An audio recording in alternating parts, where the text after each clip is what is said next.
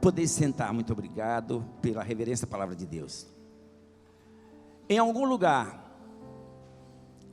no Brasil e em outros países, exatamente agora, neste horário, 19 horas e 52 minutos, é possível que alguém esteja dando seus últimos suspiros, porque ele não resistiu à enfermidade que assola a humanidade. Ele não estava preparado, ou ela não estava preparada, para receber mais uma enfermidade, porque o seu organismo já estava com todos os seus soldadinhos, eu sempre digo assim, os seus soldadinhos, as suas defesas ocupados. Aí vem uma enfermidade desta, os soldadinhos não têm muito o que fazer, e aí pessoas estão passando para a eternidade exatamente agora, no mundo inteiro. Mas que bom que eu e você estamos aqui, respirando o oxigênio proveniente de Deus. Olha a presença de Deus na vida dos homens, e muitos ainda não entendem que o ar que respiramos é de Deus. Afinal de contas, quando Deus formou o homem, é tão claro, tão conhecida a palavra do Senhor, em Gênesis, quando ele dissera, façamos o homem conforme a nossa imagem e semelhança. A Bíblia deixa claro que foi necessário, depois de um bom processo, o Senhor assoprar sobre as suas narinas, e era esse espírito que nós temos, o oxigênio, a alma. Por isso que aqui estamos. O diferencial entre nossas vidas, que somos seres humanos, com os demais animais, é fato. Por que ainda duvidar da criação de Deus, da maneira como criou os homens? É possível que haja alguém que diga que foi uma transformação, ou uma evolução. Eu diria que este Deus, para os tais, assim que dizem, muito pobre. O nosso Deus nos fez a sua imagem e semelhança. Que bom, meus amados. Então, queridos irmãos, a passagem que lemos, com certeza absoluta, é uma chamada de atenção para nós e para tantos outros que estão lá fora, que estão nos assistindo. A vigilância. Por que vigilância? Porque nós não sabemos o dia e nem a hora, portanto, se faz necessário vigiar sempre. Quando se tem uma data precisa, quando se tem uma agenda marcada, é diferente. Nós temos uma data marcada para determinada situação que vai acontecer. Então você se prepara, não é assim? Os conjuntos ensaiam para cantar à noite, então eles se preparam. O pastor ou o pregador, ele se prepara para trazer a palavra.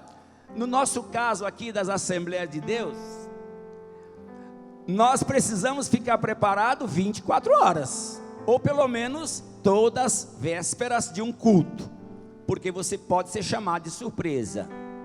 Agora a volta de Jesus já está clara, nós estamos vivendo os últimos momentos, isto não resta a menor dúvida. O que nós estamos esperando ainda? Falar do amor de Cristo o quanto mais rápido possível. O quanto mais vidas você ganhar para Jesus, você está cumprindo simplesmente o ID de Jesus, nada mais do que isso, simples assim. Ide por todo mundo, pregar o evangelho a toda criatura. Quem crer e for batizado será, e quem não crer, mas para acreditarem se faz necessário que ele ouça e ouvir de quem sabe sobre a salvação que está em Jesus. Esta palavra bastante conhecida, mas para os irmãos observarem, e nós poderíamos até dizer que esta mensagem, ela nos traria um tema bem simples que eu inventei de imediato: a conformidade de Deus Pai com seu próprio Filho. Jesus traz à memória dos homens o que o seu Pai havia falado em tempos passados, no Antigo Testamento. Aí Jesus fala, assim como foi nos dias anteriores ao dilúvio. Aí você vai ler em Gênesis, no capítulo 6 e versículo 1, Deus anuncia o dilúvio a Noé e diz assim: então disse Deus a Noé: o fim de toda a carne é vinda perante a minha face, porque a terra está cheia de violência. Medite bem como é que está a sua terra, a minha terra, a nossa terra e o mundo. Pense um pouco aí, medite. Você vai confirmar ou não se a terra está violenta. Está cheia de violência. E eis que os farei ou desfarei contra a terra, meu Senhor. Não vou falar mais nada a respeito dessa passagem aqui. Ela vai trazer medidas e medidas e medidas, porque Deus é maravilhoso, arquiteto, Ele é desenhista, Ele é construtor, Ele entende de todas essas coisas que os homens também aprenderam da sabedoria de Deus. Mas o último versículo do capítulo aqui diz assim: assim fez Noé conforme tudo que Deus lhe mandou, assim o fez. Então observem que Jesus trouxe a memória nos seus dias, no sermão, que como Deus falou a Noé, Ele também haveria de falar o que poderá acontecer a qualquer momento, pode ser hoje. Jesus virá em um momento quando eu nem mesmo espero. Mas o que é isto? Sim, porque eu não tenho uma agenda, não marquei no relógio, não marquei em papel nenhum, mas eu preciso estar vigilante a qualquer momento, de forma que precisamos estar de acordo com a vontade e a palavra de Deus, para não perdermos a nossa salvação, que é garantida por Deus na pessoa de Jesus Cristo. Por isso que veio o Novo Testamento, resolvendo situações que os homens não conseguiram fazer a vontade de Deus, depois de tantos e tantos sacrifícios por intermédio dos sacerdotes nos seus dias.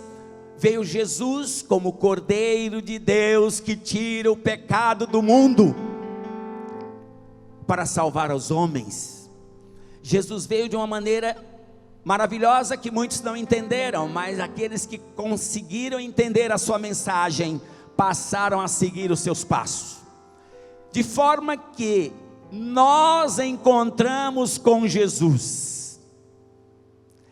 Eu encontrei com Jesus, os meus familiares se encontraram com Jesus. Aí vem a palavra do Senhor através do apóstolo Paulo e Silas, quando na cadeia, porque falava do grande amor de Jesus, começando ali todo o cristianismo com todo o gás, porque acabara de ser convertido ao cristianismo um homem que era judeu e que concordava em matar os cristãos. Mas é assim que Deus faz. Quando alguém pensa que tal pessoa não tem mais jeito para ele, porque ele prejudica a obra de Deus, Deus está observando e vai mostrar. Daqui a pouco você vai ver o que ele está fazendo. Ele vai ser um grande instrumento na obra de Deus. Meus amados irmãos, assim aconteceu. Quando Paulo e Silas, pregando este verdadeiro evangelho simples, com facilidade de entendimento, as pessoas disseram: ah não, muitas pessoas estão aceitando esta doutrina do Jesus, o Cristo, que não se sabe quem é quem, mas Jesus, com o seu poder, Ele pode fazer com que haja um terremoto para salvar uma vida, 2 vidas, 3, uma família. Ali o Senhor Jesus salvou o carcereiro e todos os seus parentes. Quem é que não conhece essa história? Uma vez Deus usando aquele homem de maneira extraordinária, daqui a pouco preso, daqui a pouco orando na cadeia, daqui a pouco cantando e louvando ao Senhor na cadeia. Como foi o clima dos seus dias, dos seus momentos em meio a uma cadeia com todos os outros presos? Foi muito bom, um som diferente, nenhum palavrão, nem palavras obscenas, nada. Ouvia-se voz de homens de Deus louvando ao Senhor, presos porque falava do amor de Deus e falava a verdade. Você falando a verdade, você corre um grande risco de ter problema na sua vida no dia a dia, mas é melhor você passar com a verdade do que você mentir e perder a salvação. Amém? Glória a Jesus.